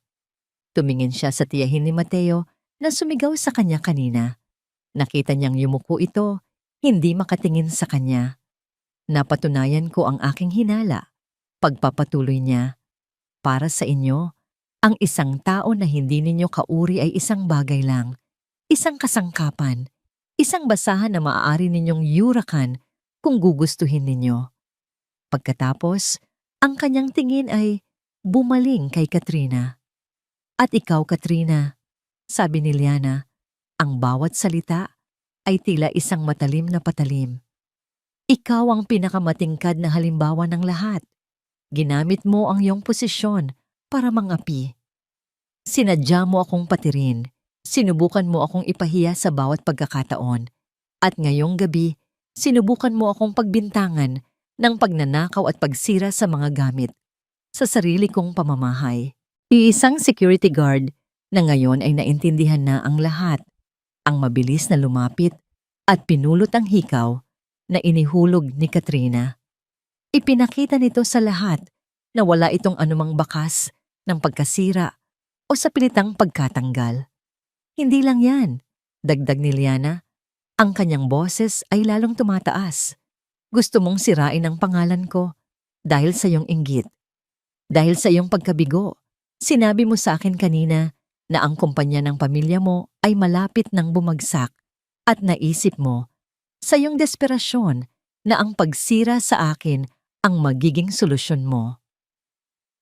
Hindi na makapagsalita si Katrina. Nanginginig na lang ito, nakatingin kay Mateo na parang humihingi ng tulong. Ngunit si Mateo ay hindi nakatingin sa kanya. Nakatitig lang ito kay Liana. Ang mukha ay isang halo ng pagsisisi, hiya at pagkamangha. Sa huli, ang nagliliyab na mga mata ni Liana ay bumaling sa kanyang asawa. Ang galit sa kanyang boses ay napalitan ng isang malalim na sakit. At ikaw, Mateo, sabi niya. Ang kanyang boses ay bahagyang pumiyok, ngunit mabilis na bumalik ang tatag.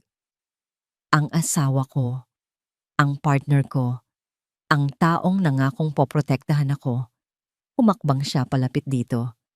Tinanong mo kung anong nangyayari dito. Sasabihin ko sa'yo, ang nangyayari dito ay pinanood mo lang ang asawa mo na laitin at alipustain. Hinayaan mong saktan ako ng iyong dating kasintahan. Daanan mo lang ako na parang hindi mo ako kilala. At higit sa lahat, tinitigan niya ito ng diretso sa mga mata. Hinayaan mong hatulan ako nang hindi man lang ako binibigyan ng pagkakataong magsalita. Hinusgahan mo ako, hindi bilang asawa mo, kundi bilang isang hamak na utusan. Napaatras si Mateo na para bang nasampal. Ang katotohanan sa mga salita ni Liana ay hindi maitatanggi. Sa isang sulok, nakita ni Liana si Elena. Nakatayo ito. Hawak ang kanyang cellphone, ngunit hindi ito nagre-record. Ang mga mata nito ay puno ng paghanga at hiya. Ngumiti muli si Liana, isang nangiting pagod. Tumingin siya sa kanilang lahat, sa mga taong nagyuko na ng ulo sa kahihiyan. Tapos na ang eksperimento ko. deklara niya. At tapos na rin ang party na ito. Walang dagdag na salita. Tinalikuran niya silang lahat. Tinalikuran niya ang gulo, ang mga basag na piraso ng kanyang nakaraan, at ang lalaking bumasag sa kanyang puso. Naglakad siya palabas ng aklatan. Ang kanyang mga hakbang ay matatag at may direksyon. Iniwan niya si Mateo na nakatayo sa gitna ng silid, sa gitna ng katahimikang nilikha ng kanyang katotohanan, nag-iisa. Ang pag-alis ni Liana sa aklatan ay nagsilbing hudyat para sa ganap na kaguluhan. Ang katahimikan ay biglang nabasag ng mga bulungang puno ng pagkabigla at hiya. Ang party na nagsimula sa karangyaan ay nagtapos sa isang mapait na iskandalo. Ang mga bisita ay isa-isang nagpaalam. Ang kanilang mga pag-alis ay mabilis at puno ng pagkailang. Walang sino man ang makatingin ng diretso kay Mateo. Ang dating paghanga sa kanilang mga mata ay napalitan ng awa at paghuhusga. Sa gitna ng lahat, si Katrina ang unang hinarap ni Mateo. Ang galit na kanina ay para kay Liana ay ngayon 1,000 beses na mas matindi at nakatuon lahat sa kanya. "Guards," sabi ni Mateo, ang boses ay malamig at walang anumang emosyon. "Ihatid ninyo si Miss Velasco palabas ng aking pamamahay at siguraduhin ninyong hindi na siya muling makakatapak dito." "Mateo, wait! Let me explain!" Pagmamakaawa ni Katrina, hinawakan ng braso nito. Ngunit marahas itong inalis ni Mateo. "Wala ka nang dapat ipaliwanag, Katrina. Narinig ng lahat ang sinabi ng asawa ko at nakita ng lahat ang tunay mong kulay." Walang nagawa si Katrina kundi ang magpatangay sa mga security guard palabas habang ang kanyang mga dating kaibigan ay umiiwas ng tingin na para bang isa siyang may sakit na nakakahawa. Ang kanyang pag-alis ay isang prosesyon ng kahihiyan, ang huling yugto ng kanyang pagbagsak. Nang maubos na ang mga bisita, naiwan si Mateo na mag-isa sa nagkalat na aklatan. Tiningnan niya ang mga basag na piraso ng florera, ang mga librong nakakalat sa sahig. Bawat isa ay parang isang simbolo ng pinsalang idinulot niya sa kanilang pagsasama. Ang mga salita ni Liana ay umuulit-ulit sa kanyang isipan. Bawat isa ay parang isang matalim na kutsilyo.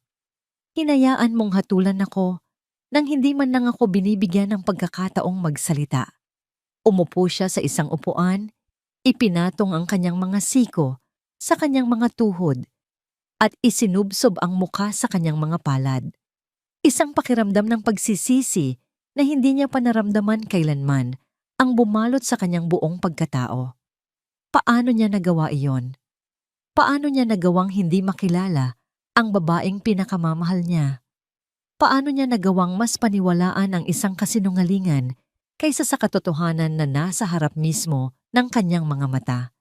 Dahil nabulag siya. Nabulag siya ng kanyang pride, ng kanyang reputasyon, ng kanyang posisyon. Sa paningin ng isang hari, lahat ng nasa ibaba niya ay nagiging malabo. At sa gabing iyon, ang kanyang asawa, ang kanyang reyna, ay ibinaba niya sa posisyon ng isang alipin. At hinayaan niya itong masaktan. Pagkatapos ng ilang sandali, tumayo siya. Kailangan niyang makausap si Liana. Kailangan niyang humingi ng tawad, kahit na alam niyang hindi sapat ang salitang sorry para ayusin ang lahat. Umakyat siya sa kanilang silid. Kumatok siya ng marahan sa pinto. "Liana, pwede ba tayong mag-usap?" Walang sumagot. Dahan-dahan niyang pinihit ang seradura at pumasok. Nakita niya si Liana na nakatayo malapit sa bintana. Nakatanaw sa madilim na kalangitan. Nakapagpalit na ito ng damit. Suot na nito ang isang simpleng puting bestida. Ngunit ang distansya sa pagitan nila ay hindi lang pisikal. Ito ay isang malawak na bangin ng sakit at pagkadismaya. "Liana?" Simula niya, ang kanyang boses ay puno ng pagsisisi. "Bakit, Mateo?" tanong ni Liana. Hindi pa rin lumilingon. "Bakit ganoon kadali para sa'yo na husgahan ako?" "Hindi ko alam." Aminado niya, ang kanyang mga salita ay puno ng sakit. "Patawarin mo ako, Liana. Nagkamali ako. Isang malaking pagkakamali. Nabulag ako sa lahat ng ito. Sa party, sa mga bisita, sa pangalan ng pamilya. Nakalimutan ko kung ano ang pinakamahalaga. Nakalimutan mo ako, sabi ni Liana. At sa wakas ay humarap ito. Ang kanyang mga mata ay hindi galit. Ang mga ito ay pagod. At iyon ang mas nagpahirap sa kalooban ni Mateo. Mas madali sanang tanggapin ang galit kaysa sa kawalan ng emosyon. Oo, sabi ni Mateo. Nilunok ang bukol sa kanyang lalamunan. Nakalimutan kita. At iyon ang kasalanang hinding-hindi ko mapapatawad sa sarili ko. Humakbang siya palapit, ngunit itinaas ni Liana ang kanyang kamay, isang senyales para huminto siya. Kailangan ko ng panahon, Mateo. Kailangan kong mag-isip. Bago pa man makasagot si Mateo, may kumatok sa pinto ng kanilang silid. Isang katulong ang nag-abot ng isang mensahe. Ma'am, sir, may naghahanap po kay Ma'am Liana sa baba. Isang Elena Reyes daw po. Nagkatinginan ng mag-asawa. Si Elena, bumaba si Liana, sinundan siya ni Mateo. Nakita nila si Elena na naghihintay sa may ibaba ng hagdanan. Ang mukha nito ay puno ng hiya. Mrs. Alcaraz, sabi ni Elena, yumuko. Wala akong ibang masabi, kundi patawad. Naging makasarili ako. Nabulag ako sa pagkakataong makakuha ng malaking istorya. Inilabas ni Elena ang kanyang cellphone, binuksan ang isang voice recording app at ipinakita kay Liana. Ito po, ang buong usapan namin ng editor ko. Handa ko po itong ibigay sa inyo, pero hindi iyon ang dahilan kung bakit ako narito. Tiningnan niya si Liana nang may buong paggalang. Ang kwentong nasaksihan ko ngayong gabi ay hindi na tungkol sa isang iskandalo. Ito ay tungkol sa katapangan. Tungkol sa dignidad. Ang kwentong ito ay sa inyo, ma'am. Kayo ang may karapatang magdesisyon kung paano ito dapat isalaysay sa mundo o kung dapat pa ba itong isalaysay. Iniabot niya ang cellphone kay Liana. O kaya naman, burahin ninyo para mawala na ang lahat ng ebidensya. Ang desisyon ay nasa sa inyo. Kinuha ni Liana ang cellphone. Tinitigan niya ito ng matagal. Pagkatapos ay tumingin siya kay Elena at sa huli, kay Mateo. Bumalik siya ng tingin kay Mateo. Ang kanyang mga mata ay mayroon ng bagong determinasyon. Hindi sapat ang salita, Mateo, sabi niya sa mahinang boses. Kailangan ko ng espasyo. Kailangan kong malaman kung sino ka ba talaga kapag wala na ang mga maskara. Anong ibig mong sabihin? Tanong ni Mateo. Ang puso ay kinakabahan. Aalis muna ako, sabi ni Liana. Hindi ko alam kung saan ako pupunta. Hindi ko alam kung gaano katagal. Pero hindi ako pwedeng manatili dito ngayon. Bumaling siyang muli kay Elena. Salamat dito. Pag-iisipan ko. Pagkasabi noon, nagsimula siyang maglakad patungo sa pinto. Liana, sandali! Sigaw ni Mateo. Ang boses ay puno ng desperasyon. Huminto si Liana sa may pintuan, ngunit hindi na lumingon. Hindi ko alam kung kaya ko pang tumingin sa'yo, tulad ng dati, Mateo. At tuluyan na siyang lumabas. Isinara ang pinto sa kanyang likuran. At iniwan si Mateo na mag-isa sa gitna ng kanilang marangyang tahanan. Isang tahanan ngayon ay tila isang malaki at malamig na kulungan. Lumipas ang ilang araw. Ang Villa Alcaraz ay nanatiling tahimik. Ang dating masayang tahanan ay naging isang palasyo ng kalungkutan para kay Mateo. Bawat sulok ay nagpapaalala sa kanya kay Liana, ang kanyang tawa sa hardin, ang amoy ng kanyang pabango sa kanilang silid, ang mga librong iniwan niyang nakabukas sa aklatan. Sa unang pagkakataon sa kanyang buhay, naramdaman ni Mateo ang tunay na kahulugan ng pag-iisa. Isang umaga, isang artikulo ang lumabas sa isang kilalang online news magazine. Ang headline ay hindi iskandaloso. Taliwas sa inaasahan ng marami. Ito ay simple ngunit makapangyarihan. Ang tunay na halaga Isang gabi ng pagbubunyag sa likod ng mga maskara. Hindi ito isinulat ni Elena Reyes. Ang pangalan sa byline ay Liana Roxas Alcaraz. Sa tulong ni Elena, na nagsilbing kanyang gabay at editor, isinulat ni Liana ang lahat. Hindi niya isinulat ito para manira o maghiganti. Isinulat niya ito nang may katapatan at habag. Ikinuwento niya ang kanyang eksperimento, ang kanyang mga naramdaman, ang sakit ng pagiging invisible, at ang kabutihang natagpuan niya sa isang tao na sa huli nagkamali, ngunit nagsisi. At higit sa lahat, isinulat niya ang tungkol sa kahalagahan ng pagtingin sa kapwa ng may dignidad, anuman ang kanilang estado sa buhay. Ang artikulo ay naging viral. Nagdulot ito ng malawakang diskusyon tungkol sa social class at sa pagtrato sa mga manggagawa. Maraming na-inspire, maraming mata ang namulat. Habang binabasa ni Mateo ang artikulo, ang mga luha ay malayang dumaloy sa kanyang mga pisngi. Hindi luha ng pagsisisi, kundi luha ng paghanga. Ang kanyang asawa ay hindi lang isang hostess na may magandang panlasa. Siya ay isang babaeng may paninindigan, may boses, at may pusong mas malaki pa sa kanilang kayamanan. Sa sandaling iyon, alam na ni Mateo kung ano ang dapat niyang gawin. Hindi sapat ang salita. Kailangan niyang patunayan ang kanyang pagbabago sa gawa. Kinabukasan, gumawa siya ng mga desisyon na yumanig sa mundo ng negosyo. Formal niyang inihayag ang pagputol ng lahat ng kontrata at partnership ng Alcaraz Corporation sa kumpanya ni Mr. Chen at sa iba pang mga negosyanteng naging bahagi ng pang-aalipusta sa kanyang asawa. Sinabi niya sa publiko na ang Alcaraz Group ay hindi makikipag-ugnayan sa sinumang hindi kumikilala sa dignidad ng bawat tao.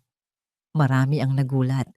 Marami ang nagsabing isa itong business suicide. Ngunit para kay Mateo, ito ang tanging paraan para ipakita kung nasaan na ang kanyang katapatan. Ang kanyang sumunod na hakbang ay mas makabuluhan pa. Gamit ang malaking bahagi ng kanilang personal na yaman, nagtatag siya ng isang foundation. Ang pangalan nito, ang Halaga Foundation, in honor of Liana Roxas Alcaraz.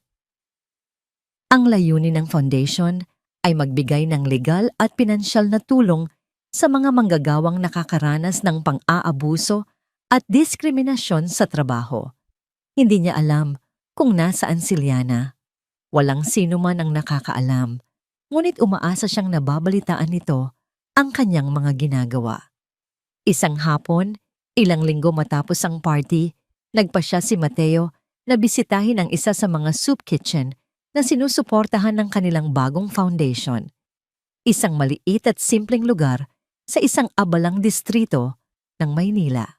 Pagpasok niya, nakita niya ang mga taong nakapila para sa mainit na pagkain, mga construction worker, mga street vendor, mga pamilyang nawala ng tirahan, at sa gitna ng lahat, isang pamilyar na figura ang kanyang natanaw. Isang babaeng nakasuot ng simpleng t-shirt at pantalon. Ang buhok ay nakatali sa isang simpleng ponytail. Abusado itong nagsasandok ng lugaw sa mga mangkok. Nakangiti ito habang nakikipag-usap sa isang matandang babae. Isang nangiting totoo, isang nangiting matagal na niyang hindi nakikita. Si Liana.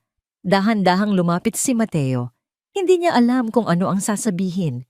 Nang mag-angat ng tingin si Liana at makita siya, hindi ito nagulat. Tila inaasahan na nito ang kanyang pagdating. Walang nagsalita sa kanila. Sa halip tinapos muna ni Liana ang kanyang ginagawa. Nang maubos na ang mga nakapila, nilapitan niya si Mateo. Nababasa ko ang mga balita, sabi ni Liana. Ang boses ay kalmado. Ang foundation, iyon ay isang malaking bagay. Iyon ang dapat kong gawin, sagot ni Mateo. Tinuruan mo akong makita kung ano ang tunay na mahalaga. Isang mahabang katahimikan ang namagitan sa kanila. Hindi ito isang awkward na katahimikan, kundi isang espasyo para sa mga bagay na hindi masabi ng mga salita. Nagsimula na ang pag-aayos sa aklatan, sabi ni Mateo. at ang plorera ng lola mo. Ipinahanap ko ang pinakamahusay na restorer sa buong Asya. Sinusubukan nilang buuin itong muli, piraso bawat piraso. Tumingin si Liana sa mga mata ni Mateo. Nakita niya ang sensiridad, nakita niya ang pagbabago, ngunit nakita rin niya ang takot na baka huli na ang lahat. Ngumiti si Liana, isang maliit at mahiyain na ngiti. Alam mo, baka hindi na ito kailanman magiging perpekto ulit. Palaging magkakaroon ng mga lamat. Nalungkot ang mukha ni Mateo. Alam ko. Pero, pagpapatuloy ni Liana, minsan, ang mga lamat ang nagpapatunay na ang isang bagay ay sumubok maging buo muli. At iyon ang nagpapaganda dito. Sa mga salitang iyon, isang sinag ng pag-asa ang sumilay sa puso ni Mateo.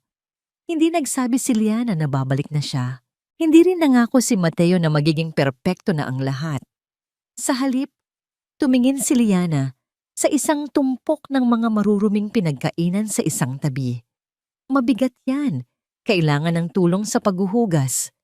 Tumingin si Mateo sa kanyang mamahaling suit at pagkatapos ay kay Liana. Walang pag-aalinlangan. Hinubad niya ang kanyang coat, itinupi ang manggas ng kanyang puting polo at lumapit sa lababo. Sa ilalim ng mahinang ilaw ng kusina, sa gitna ng ingay ng isang simpleng komunidad, ang bilyonaryo at ang kanyang asawa ay nagsimulang maghugas ng mga plato, magkatabi. Isang bagong simula, hindi na binuo sa karangyaan o posisyon, kundi sa isang bagay na mas matibay, paggalang, pag-unawa, at isang pag-ibig na natutong tumingin sa tunay na halaga ng isang tao. Sa huli, ang naging pagsubok ni Liana Roxas Alcaraz ay hindi lamang tungkol sa pagbubunyag ng pagkukunwari ng mga taong nakapaligid sa kanya, kundi isang malinaw na paalala kung sino talaga ang may tunay na halaga. Sa mundong binulag ng kayamanan at kapangyarihan, ang mga taong mapangmata, mapagkunwari, at taksil ay kalaunay na huhubaran ng maskara. At sa oras na lumitaw ang katotohanan, hindi kayamanan ang nagtatanggol sa kanila, kundi konsensya na puno ng pagsisisi. Hindi kailanman bumaba si Liana bilang tao, kahit pa siya'y itinuring na mababa. Sa katahimikan at dignidad niya, pinatunayan niyang ang kabutihan at paggalang sa sarili ang tunay na yaman. Ang mga nanakit at nangapi ay humarap sa bunga ng kanilang ginawa, habang ang taong nanatiling tapat at makatao ay siyang nagwagi. Ngayon, gusto kong itanong sa inyo, kung kayo ang nasa kalagayan ni Liana, may lakas ba kayong hubarin ang maskara ng mundo upang makita ang totoo? At kung kayo man ay minsang minamaliit, paano ninyo pinanghahawakan ang sarili ninyong dignidad? Maraming salamat sa pakikinig hanggang dulo. Sana ay nasa mabuti kayong kalagayan ngayon. Ibahagi ninyo ang saloobin ninyo sa comments. Mahalaga ang boses ninyo at nandito lang ako, handang makinig.